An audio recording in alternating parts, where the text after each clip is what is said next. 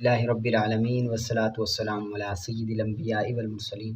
اما بعد فاعوذ باللہ من الشیطان الرجیم بسم اللہ الرحمن الرحیم۔ آپ نے یاد کیا ہوگا اچھی طرح سے اور عبارت بھی آگے نکال کر آئے ہوں گے۔ آگے ابو حنیفہ عن نافع عن ابن عمر قال قال رسول اللہ صلی اللہ علیہ وسلم یجیء قوم یقولون لا قدر ثم یخرجون منه الى الزندقۃ۔ یہ ویسے ہی حدیث ہے جیسے پچھلی حدیث ہے کہ حضرت ابن عمر رضی اللہ تعالیٰ عنہ فرماتے ہیں کہ رسول صلی اللہ علیہ وسلم نے فرمایا کہ ایک ایسی قوم آئے گی وہ یہ کہے گی کہ قدرت نہیں ہے، پھر ان کو نکال دیا جائے گا، کوئی تقدیر نہیں ہے، پھر وہ زندیق ہو جائیں گے۔ پس جب تم ان سے ملو تو تم نہ ان پر سلام کرو، اگر وہ مریض ہو جائے تو نہ ان کی عیادت کرو، اگر وہ مر جائیں تو نہ ان کے جنازے کی گواہی دو، یعنی کہ جنازے میں شرکت کرو، کیونکہ وہ دجال کا گروہ ہے اور یہ امت کے مجوسی ہیں، اور اللہ تعالیٰ پر حق ہے کہ ان کو جہنم کے دوزخ میں ڈال دے، کہ ان کو ملا دے ان کے ساتھ دوزخ میں ڈال دے۔ یہ قدریوں کے بائیکاٹ کے بارے میں، یعنی کہ ان سے اپنے بائیکاٹ، ہر طرح کا بائیکاٹ کر دو۔ آگے بھی ویسے کہ ابو حنیفہ حضرت ابن عمر سے روایت ہے کہ رسول صلی اللہ علیہ وسلم نے فرمایا کہ اللہ تعالیٰ نے قدریوں پر لعنت کی۔ آپ نے فرمایا، رسول صلی اللہ علیہ وسلم نے فرمایا کہ مجھ سے پہلے کوئی نبی ایسا نہیں ہے کہ اللہ تعالیٰ نے جس کو بھیجا، مجھ سے پہلے بھیجا، الا حذر امتہ، مگر ان سے اپنی امت کو ڈرائیں اور ان پر لعنت نہ بھیجیو، نہ ان کو ڈرایا گیا ہو نہ ان پر لعنت بھیجیو، مجھ سے پہلے ایسا کوئی پہلے نبی نہیں بھیجا گیا، یعنی کہ میری امت میں ان کو ڈرایا بھی گیا ہے اور ان پر لعنت بھی بھیجی گئی ہے، مجھ سے پہلے کوئی نبی نہیں بھیجا گیا جن کی امت میں ایسا کیا گیا ہو۔ ٹھیک ہے، آگے حضرت ابو ہریرہ اپنے والد سے روایت کرتے ہیں کہ رسول صلی اللہ علیہ وسلم نے فرمایا کہ اللہ تعالیٰ نے قدریوں پر لعنت کی، اور کوئی بھی نبی ایسا نہیں، کوئی بھی رسول ایسا نہیں کہ جنہیں بھیجا گیا جنہوں نے ان پر لعنت نہ کی ہو اور اپنی امت کو ان سے گفتگو کرنے سے منع نہ کی ہو، یعنی پہ ہر نبی نے ان پر لعنت بھی کی ہے اور ان سے گفتگو کرنے سے منع بھی کیا ہے۔ آگے حضرت عبداللہ بن عمر سے روایت ہے کہ رسول نے فرمایا کہ قدری اس امت کے مجوسی ہیں اور وہ دجال کے ساتھی ہیں۔ اس امت کے کیا ہیں؟ مجوسی اور دجال کے ساتھی ہیں۔ ٹھیک ہے، یہ ویسے ہی حدیث ہے جیسے پیچھے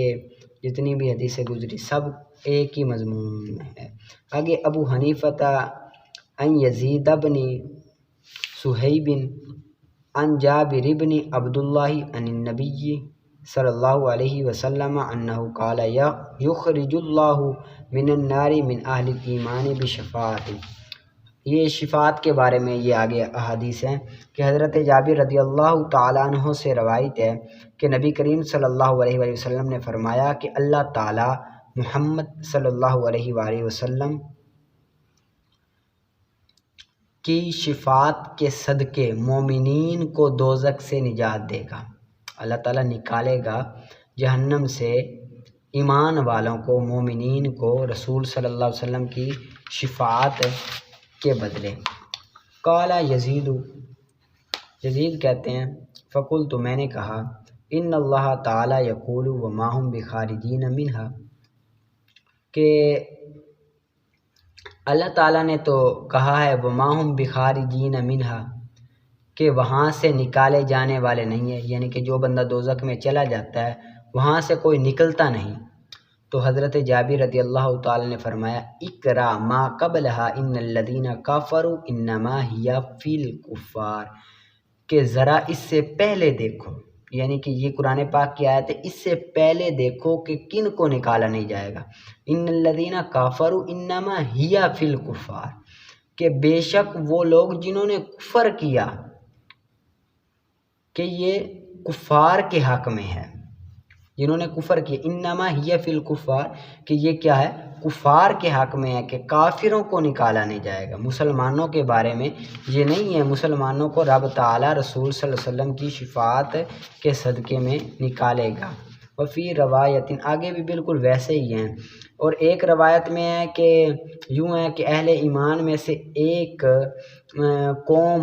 کی رسول صلی اللہ علیہ وآلہ وسلم نکالیں گے، تو حضرت یزید فرماتے ہیں کہ میں نے کہا کہ اللہ تعالیٰ نے تو کہا ہے وَمَا هُمْ بِخَارِجِينَ مِنْهَا، تو حضرت جابر کہتے ہیں اقرأ مَا قَبْلَ إِنَّ الَّذِينَ كَفَرُوا ذَلِكَ الْكُفْرُ، اور ایک روایت وہ بھی حضرت یزید سے، وہ کہتے ہیں کہ میں نے سوال کیا حضرت جابر رضی اللہ تعالیٰ عنہ سے، فقال يعذب الله تعالى قوم من اهل الايمان بذنوبهم ثم يخرجهم بشفاعة محمد صلی اللہ علیہ وآلہ وسلم، کہتے ہیں کہ میں نے حضرت جابر رضی اللہ تعالیٰ سے شفاعت کے بارے میں دریافت کیا، آپ نے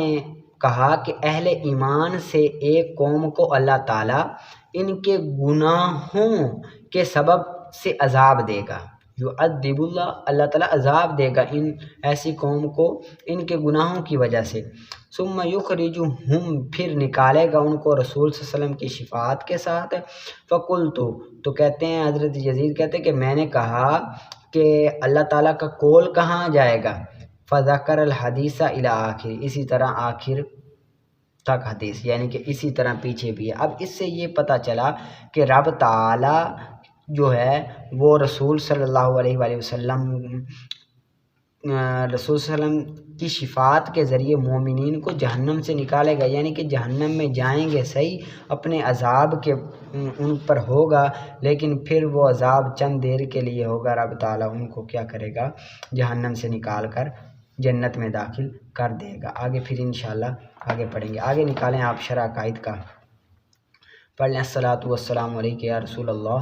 وعلی آلک و اصحابک یا حبیب اللہ، الصلاۃ والسلام علیک یا نبی اللہ وعلی آلک و اصحابک یا نور اللہ،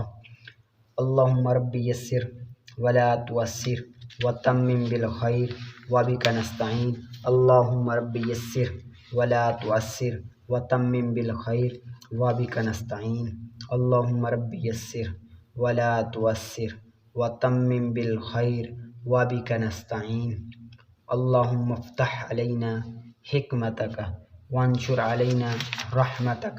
یا ذا الجلال والاکرام، اللہم صلی علی سیدنا ومولانا محمد مفتاح الخیر والاسرار ومغلاق الشر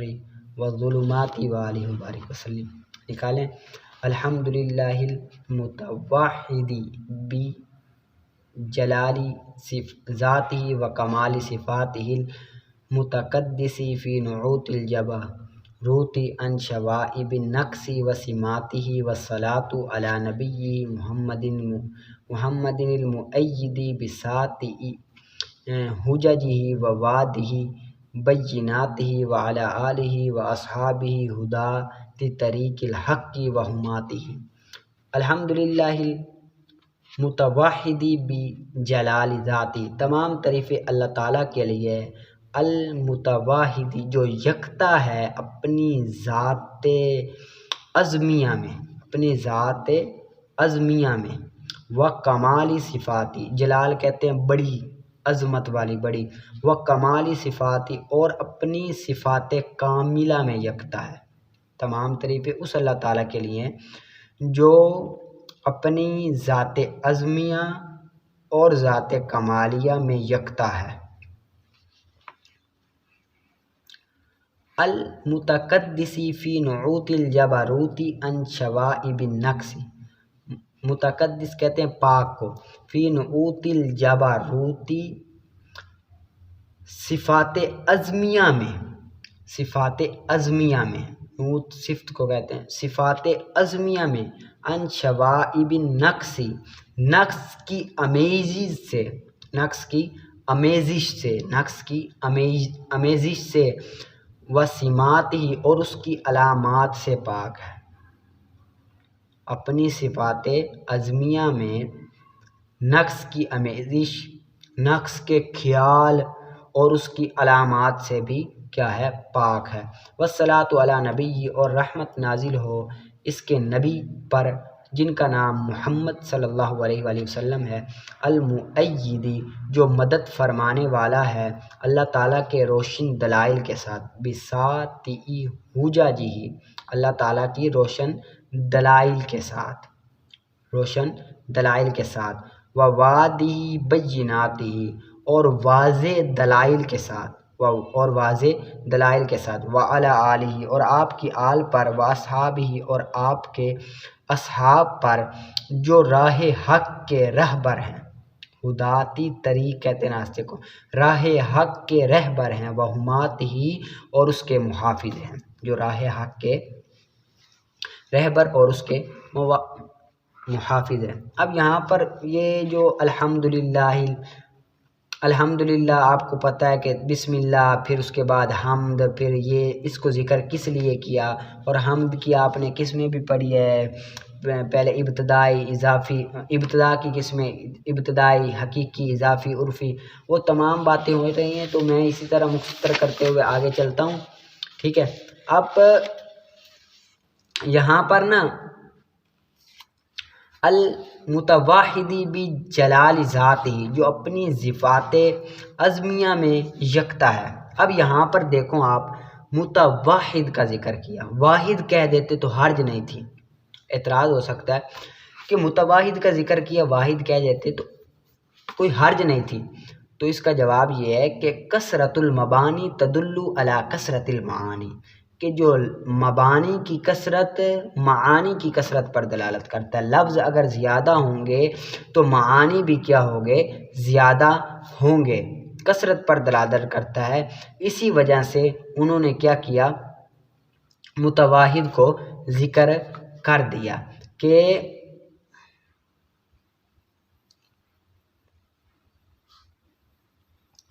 ٹھیک ہے، اسی لیے کس کو ذکر کیا؟ متواحد کو ذکر کیا۔ آگے کہا نا بجلالی ذات ہی و کمالی صفات ہی، و کمالی صفات ہی۔ اب یہاں پر صفات، کمال کہتے ہیں نقصان کی یہ ضد ہے، کمال نقصان کی ضد ہے، صفات یہ صفت کی جمع ہے، صفت کی یہ جمع ہے۔ صفات کی دو قسمیں ہیں، صفات ثبوتیہ ہوتا ہے اور صفات سلبیہ ہوتا ہے۔ صفات ثبوتیہ وہ صفات جو موصوف کے لیے ثابت ہوں، کیا؟ وہ صفات جو موصوف کے لیے ثابت ہو، جن کی نفی موصوف کے لیے موجب نقص ہو، جن کی نفی موصوف کے لیے موجب نقص ہو، جیسے علم، قدرت، حیات، سمع، بصر، کلام وغیرہ۔ اب علم، قدرت، کلام، سمع، یہ ان کی نفی رب تعالیٰ سے کیا ہے؟ نقص ہے۔ اگر ہم یہ کہیں کہ رب تعالیٰ قادر نہیں ہے، حیات نہیں ہے، سنتا نہیں ہے، تو یہ نقص ہے، اس کو کیا کہتے ہیں؟ ثبوتیہ۔ اور سلبیہ وہ صفات جو موصوف کے لیے ثابت نہ ہو، اور یہاں کمال جو موصوف کے لیے ثابت نہ ہو، سلبیہ کہتے ہیں جو موصوف کے لیے ثابت نہ ہو، ثابت نہ ہو، یعنی کہ، اور یہاں پر جو کمال ذکر کیا، کمال صفات، تو کمال صفات سے مراد صفات ثبوتیہ ہیں، کیا ہے؟ صفات ثبوتیہ ہیں، صفات ثبوتیہ۔ آگے پھر متقدس کہا، متقدس، تو یہاں پر بھی اسی لیے متقدس کہا کہ متقدس متطہر کے معنی میں ہے، ٹھیک ہے، متطہر کے معنی میں ہے، تو اگر کہہ دیتے متقدس، تو یہاں پر بھی پیچھے جس طرح کہا اسی طرح اس پیچھے متواحد لے آئے، یہاں پر متقدس اس لیے لے آئے تاکہ مطابقت ہو جائے معنی میں، معنی میں مطابقت ہو جائے، دونوں برابر ہو جائیں۔ باقی رہ گیا قدس لے آتے تو وہ اسی وجہ سے نہیں لے آئے کہ معنی کی کثرت ہو، تو معانی کی کثرت پر دلالت کرتے، لفظ کی کثرت، اسی وجہ سے نہیں لے آئے۔ اور یہاں پر یہ دیکھو جابروت لے آئے، کیا لے آئے؟ جابروت۔ اب جابروت سے مراد، جابروت میں نا بعض ائمہ کی آرائیں مختلف ہیں، آراء مختلف ہیں کہ جابروت سے مراد صفات سلبیہ ہیں، کچھ کہتے ہیں صفات جابروت سے مراد صفات افعال ہیں، یعنی کہ افعال کرنا، تخلیق، ترزیق، احیاء، اماتت یہ ہیں، یعنی کہ پیدا کرنا، رزق دینا، زندہ کرنا، مارنا یہ ہیں۔ تو لیکن بعض جو کہتے ہیں نا صفات جبروت سے مراد جمی صفات الہیہ ہیں، کیا ہیں؟ بعض کہتے ہیں کہ صفات جبروت سے مراد صفات سلبی ہیں کہ جو رب تعالیٰ کے ہاں ٹھیک نہیں ہے ثابت کرنا۔ بعض کہتے ہیں کہ نہیں، صفات افعال ہیں، افعال کرنا، جس طرح کے تخلیق، ترزیق، احیاء، اماتت۔ اور بعض کہتے ہیں صفات جبروت سے مراد جمیع صفات الہی ہیں کہ تمام صفات الہی ہیں جو بھی ہیں نا اس سے مراد یہ ہے۔ پھر ذات کو مبالغتاً جبروت سے تعبیر کر دیا، ذات کو جبروت کے ساتھ مبالغتاً تعبیر کر دیا، جس طرح کہ زید عدل کہتے ہیں نا، اب زید عادل ہوتا نہیں ہے، پہلے اس کو کہہ دیتے ہیں زید عدل، زید عادل ہے، ابھی اس نے عدل نہیں کیا ہوتا، پہلے کہہ دیتے ہیں زید عادل۔ اور اسی طرح یہاں پر بھی رب تعالیٰ نے ابھی زندہ نہ بھی کیا، پہلے کہہ دیا کہ زید تخلیق، ترزیق، تمام پہلے جمیع صفات الہیہ کو پہلے کر دیا کہ ان میں یہ تمام کے تمام صفات کیا ہوتی ہے، پائی جاتی ہیں۔ ٹھیک ہے، آگے شوائب النقص، شوائب کہتے ہیں کہ کا اطلاق میل کچیل پر ہوتا ہے، یعنی کہ نقص، نقصان کے ہر طرح کے عیب سے، جو بھی عیب ہو ان سے کیا ہے، پاک ہیں، اور ان کی علامات سے بھی پاک ہے۔ آگے پھر درود شریف کو ذکر کیا، اور اس کا بھی آپ نے پڑھا ہے کہ درود شریف کے بارے میں صلوات کو ذکر کیا، لیکن یہاں پر ایک اعتراض ہوتا ہے کہ نبی کو ذکر کیا،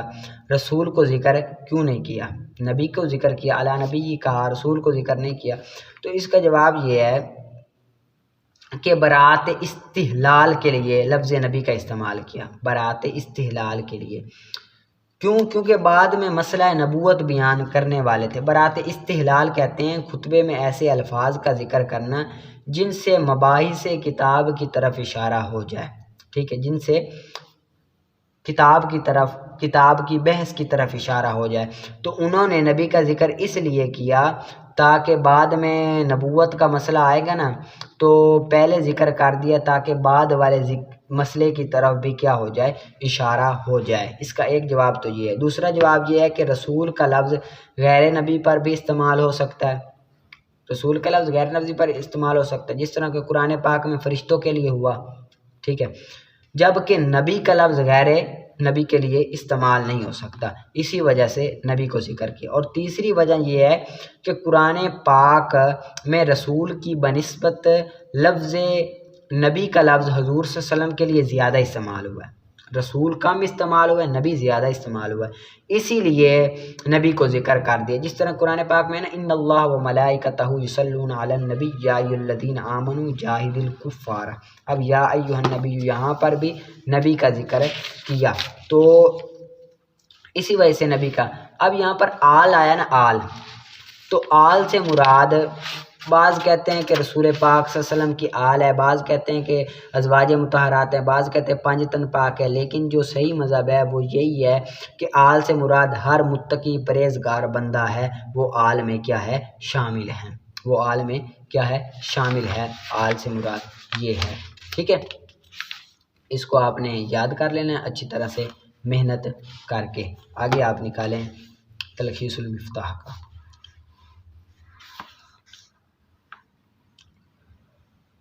وفی الکلام خلوصہ من ضعف التعلیف و تنافر الکلمات و تاکید مع فصاحتها، اور آگے فصاحت فی الکلام کی تعریف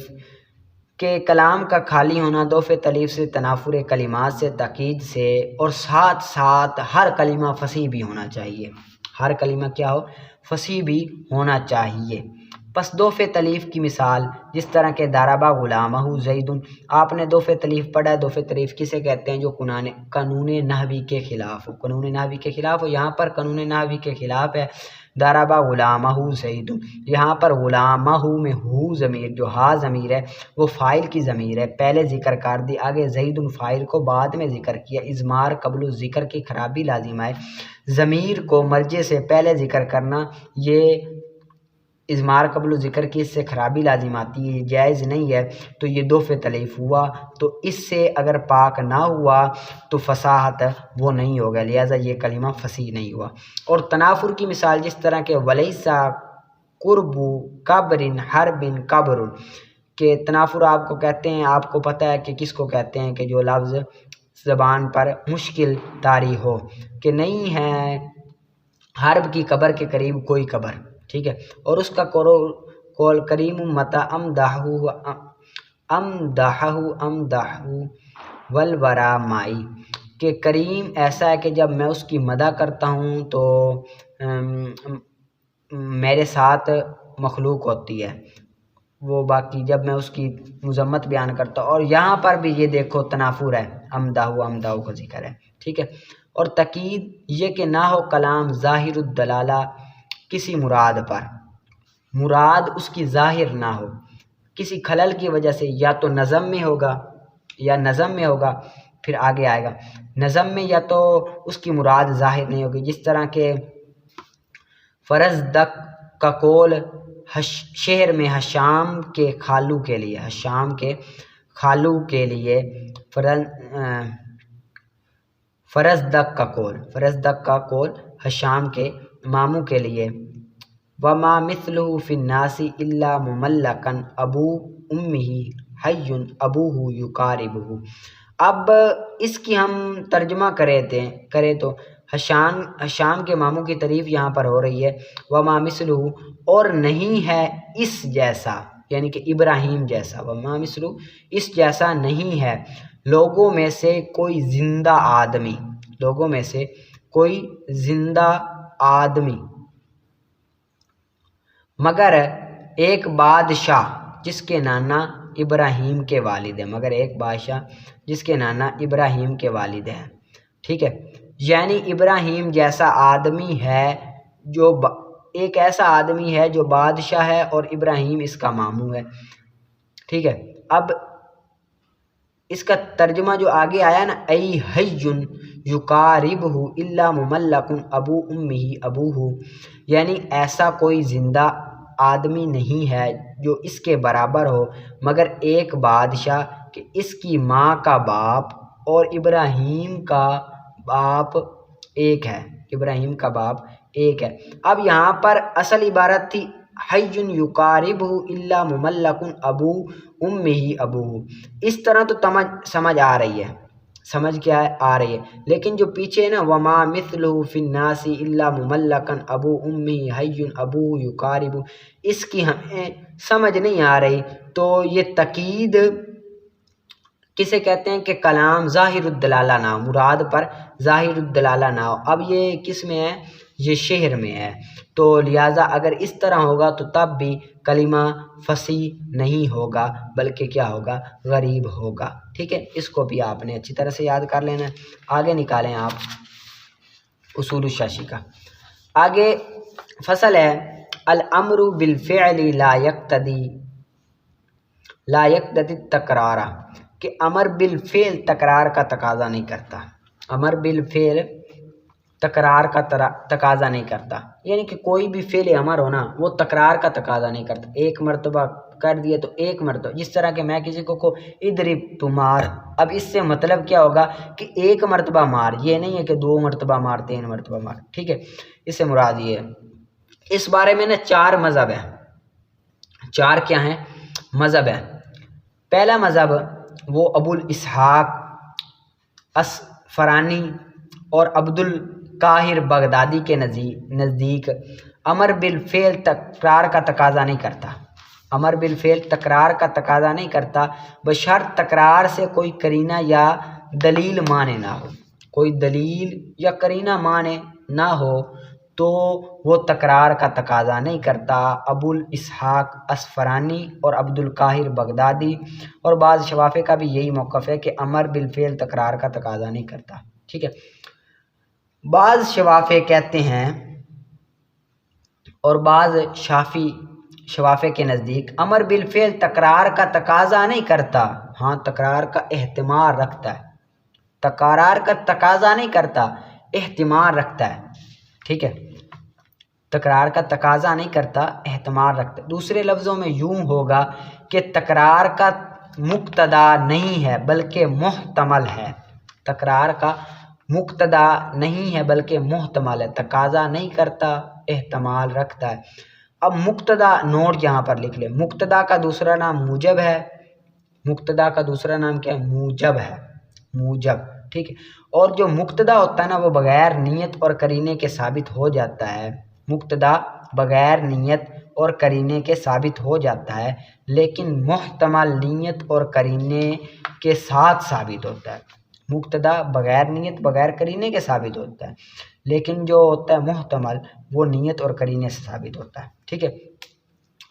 تیسرا مذہب ہے بعض حضرات کے نزدیک امر بالفعل نہ تو تکرار کا تقاضا کرتا ہے نہ احتمال کا تقاضا کرتا ہے، نہ تکرار کا تقاضا کرتا ہے نہ احتمال کا تقاضا کرتا ہے، لیکن اگر امر کسی شرط کے ساتھ معلق ہو، شرط کے ساتھ معلق ہو یا کسی قید کے ساتھ مقید ہو، کسی قید کے ساتھ مقید ہو تو شرط یا قید میں تکرار کی وجہ سے امر میں بھی تکرار ہوگا، شرط اور تکرار کی وجہ سے امر میں بھی تکرار ہوگا، یعنی کہ بالفعل نہ تکرار کا تقاضا کرتا ہے نہ احتمال رکھتا ہے تکرار کا۔ ہاں اگر کسی شرط یا قید کے ساتھ مقید ہو جائے تو پھر جب شرط پائی جائے گی، قید ہوگی، تو وہ تکرار کی وجہ سے امر میں تکرار آ جائے گا، شرط اور قید کی تکرار کی وجہ سے امر میں تکرار آ، جس طرح کہ وَإِن كُنتُمْ جُنُبًا فَطَّهَّرُوا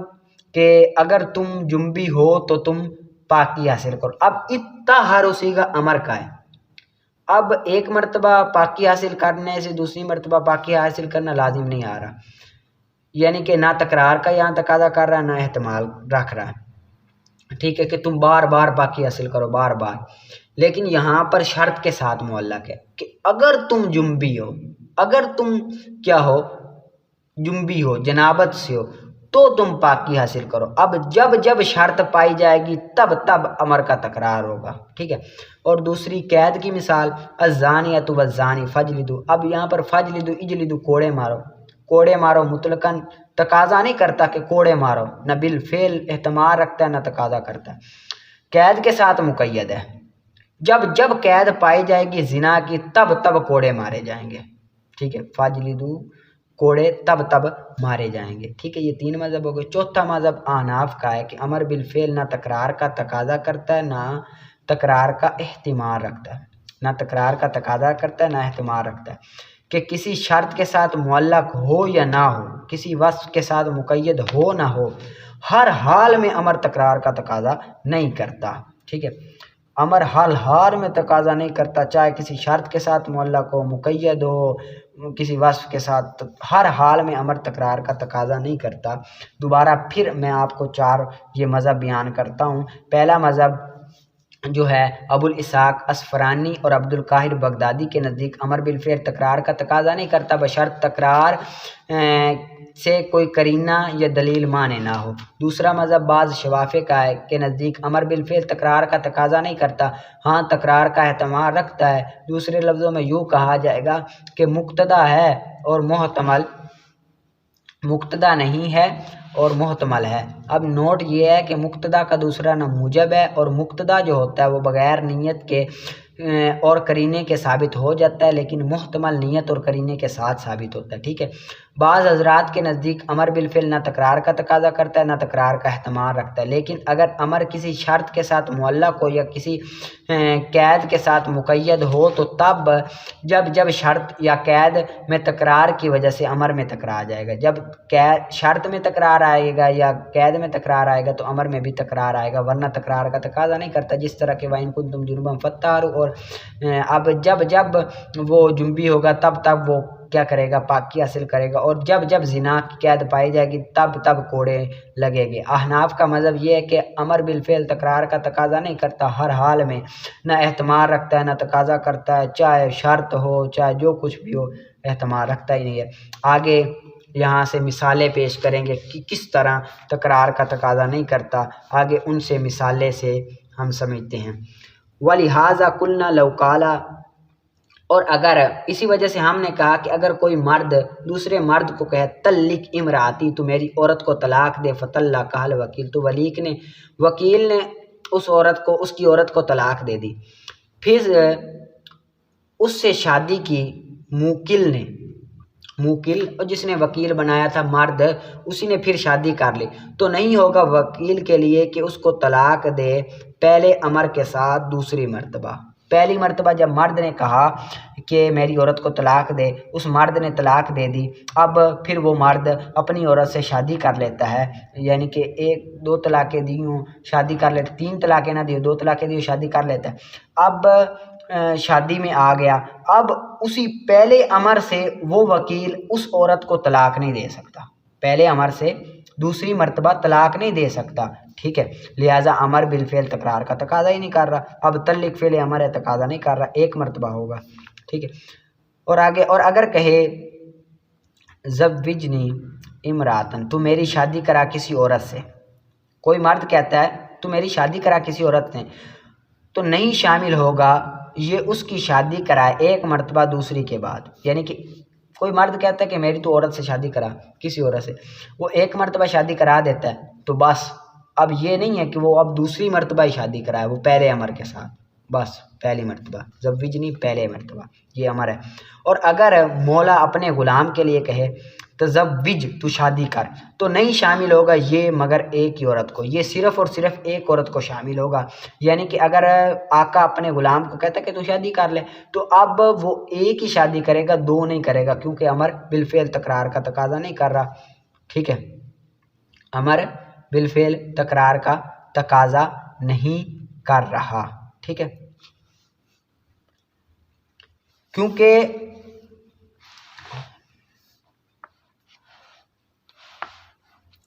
بس اتنا ہی کر رہے ہیں، آگے پھر انشاءاللہ عز و جل کل کریں گے۔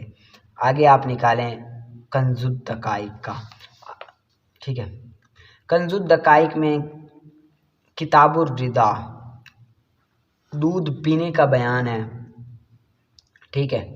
ہوا مس الردیء من ثدی الآدمیۃ فی وقت مخصوص، اور جو کوئی وہ بچہ دودھ کو چوسے، بچہ عورت کے پستان سے دودھ کو چوسے، ٹھیک ہے، عورت کے پستان سے دودھ کو چوسے ایک معینہ وقت میں، مخصوص وقت میں، ایک مخصوص وقت میں، وحرم بہ، تو حرام ہو جائے گا اس کے ساتھ، وہ عورت اور اس کا تمام فروع، اصول و فروع حرام ہو جائے گے۔ وَإِن قَلَّ فِي ثَلَاثِينَ شَهْرًا، اگرچہ تھوڑا سا ہی ہو، اگرچہ 1 گھونٹ 2 گھونٹ ہی چوس لے، حرام ہو جائے گا 30 ماہ کے اندر، 30 ماہ میں، یعنی کہ 2.5 سال کی عمر میں وہ بچہ اگر 1 گھونٹ بھی پی لے کسی عورت کے پستان سے، تو کیا ہو جائے گا؟ اس کے اصول و فروع حرام ہو جائیں گے۔ ما حرم بالنسب، جس طرح حرام ہو جاتے ہیں نسب سے، جس طرح نسب سے حرام ہو جاتے ہیں رشتے، اس طرح رضاعت سے بھی حرام ہو جاتے ہیں، جس طرح باپ اپنی بیٹی سے نکاح نہیں کر سکتا، اسی طرح رضائی باپ اپنی رضائی بیٹی سے بھی نکاح نہیں کر سکتا۔ الا ام اخیہ و اخت ابن، مگر اپنی رضائی بہن کی ماں سے اور اپنے بیٹے کی بہن سے شادی کر سکتا ہے، یعنی کہ اپنی بیٹی کی ماں سے شادی کر سکتا ہے، رضائی بہن کی ماں سے شادی کر سکتا، اخی بہن کو کہتے ہیں، رضائی بہن کی ماں سے شادی کر سکتا ہے، اور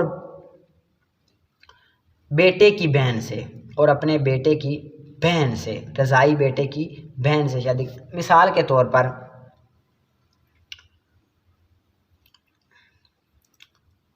اب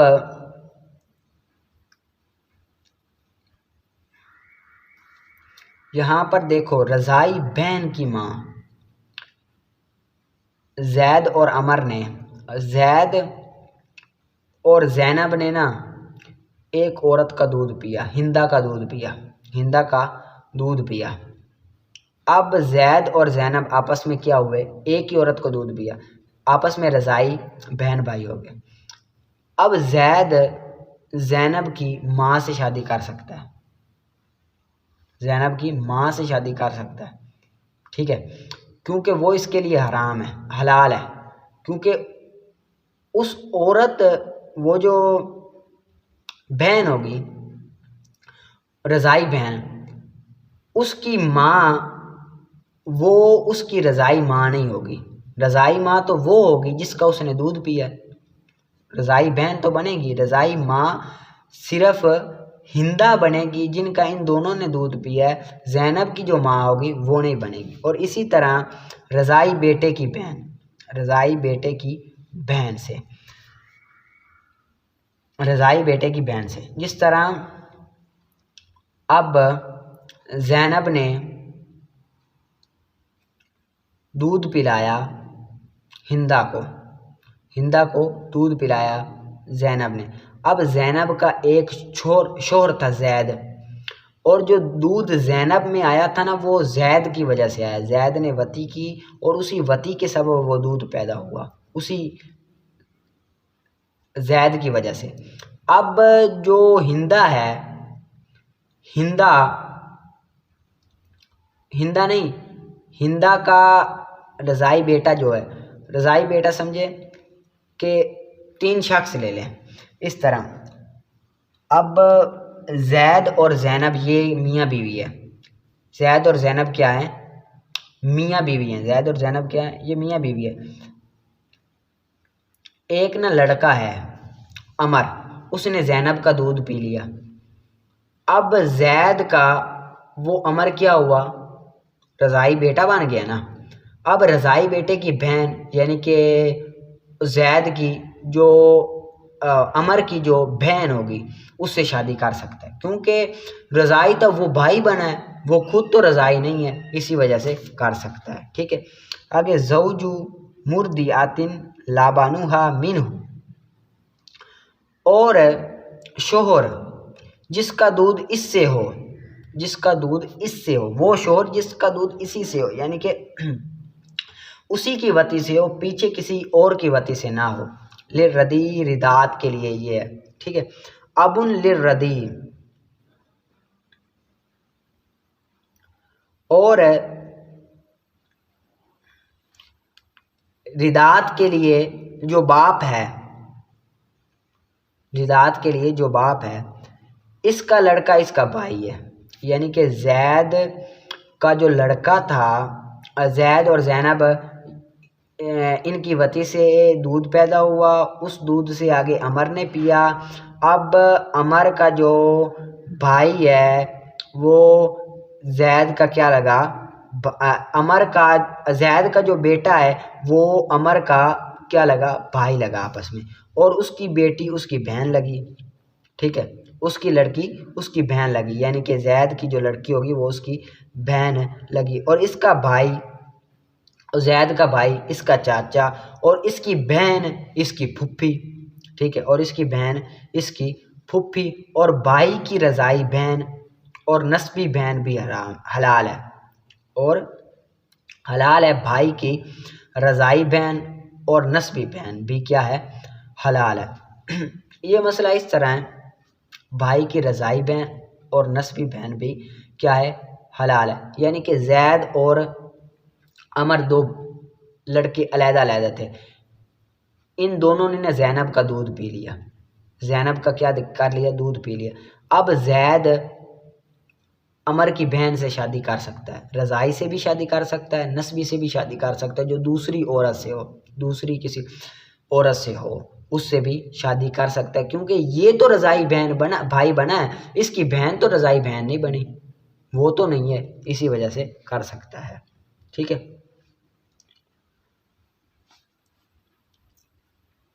اور نہیں حلال ہوتا ایک پستان کے دو بچوں کے درمیان اور ایک رضاعیہ ماں کے لڑکے کے درمیان ٹھیک ہے نہیں ہوتا حلال، اور اس کے پوتے کے درمیان اور اس کے رضاعت کے بیٹے کے درمیان ولد والدی اور اس کے بیٹے کے درمیان بھی حلت نہیں ہوتی، ٹھیک ہے حلال نہیں ہوتا، یعنی کہ بیٹوں کے بیٹے کے درمیان نہیں ہوتا لیکن ہو جاتا ہے۔ وَلَبَنُ الْمَخْلُوطُ بِالطَّعَامِ اور دودھ جو ملا ہوا ہو کھانے میں، ادھر سے آگے پھر کر لیں گے وَلَبَنُ الْمَخْلُوطُ، لیکن ادھر یہ مسئلہ اس کو آپ نے نا اچھی طرح سے سمجھ لینا ہے، ٹھیک ہے نا، مثالیں دے کر سمجھو گے تو پھر آپ کو سمجھ آئے گا، ورنہ آپ کو مشکل ہوگی، صحیح طرح سمجھ نہیں آئے گا۔ جس طرح میں نے دی کوشش کر کے سمجھنا، پھر بھی سمجھ نہ آئے تو پھر پوچھ لینا، ٹھیک ہے۔